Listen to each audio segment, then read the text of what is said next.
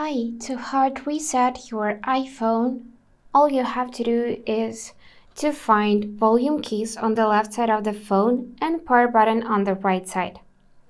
Now we need to quickly press volume up, then volume down button, and then press and hold side button till we can see Apple logo appears on the screen. So just ignore this power off menu and you will see that your phone will turn off.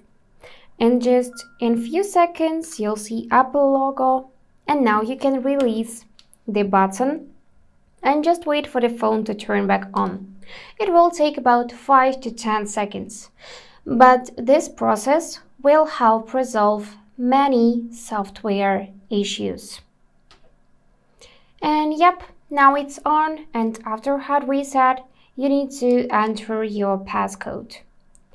So that's it for today. If this video was helpful, please subscribe, like, and comment. And I wish you all the best. Bye bye.